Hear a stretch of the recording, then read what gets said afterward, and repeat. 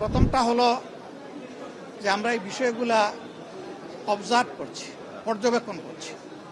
আমরা পর্যবেক্ষণ করে এই ব্যাপারে প্রতিবেশী দেশ হিসেবে আমাদের যেটা করণীয় সেটা আমরা করব। 2 নম্বর হচ্ছে যে এটা পশ্চিমবঙ্গ কেন, দুনিয়ার যে কোনো জায়গায় যদি কোনো নিরীহ মানব গোষ্ঠীর উপর কোনো ধরনের জুলুম করা হয় আমরা তার বিপক্ষে।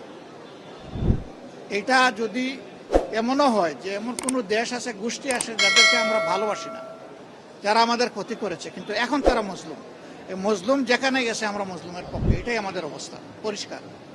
2 নম্বর হচ্ছে ইসলাম ধর্মকে সেখানে আইডেন্টিফাই আলাদা করা হবে কেন? তাদের দেশের তো সংবিধান হলো ধর্মনিরপেক্ষ সংবিধান। সেই দেশে সকল ধর্মের মানুষের তার ধর্মীয় অধিকার, তার নাগরিক অধিকার ভোগ করার পূর্ণ এখতিয়ার আছে। আমরা ইন্ডিয়া সরকারের প্রতি অনুরোধ জানাবো, বিশেষ কোনো ধর্ম, বর্ণ কিংবা গোত্রকে যেন টার্গেট করে কারো কোনো ক্ষতি সাধন করা না হয়। আমরা এটা তাদের প্রতি আহ্বান জানাবো।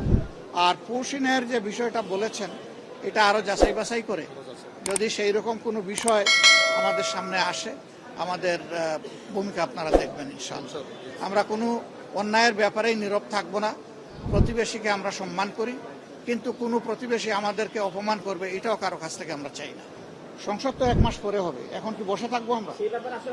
হ্যাঁ, এখনও আমরা এই সমস্ত বিষয়ে অবশ্যই জনসচেতনতা, প্রতিবাদ এবং সরকারকে তার দায়িত্ব পালনের জন্য আমরা চাপ দেবো। এটা আমাদের দায়িত্ব।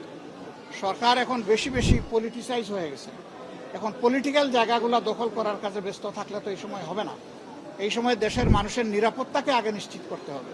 তা আমরা সরকারের প্রতি আহ্বান জানাবো, এখানে হলো 5 জন, তারপরে আরও কোন জায়গায় জানি, এটা বোধহয় ইয়েতে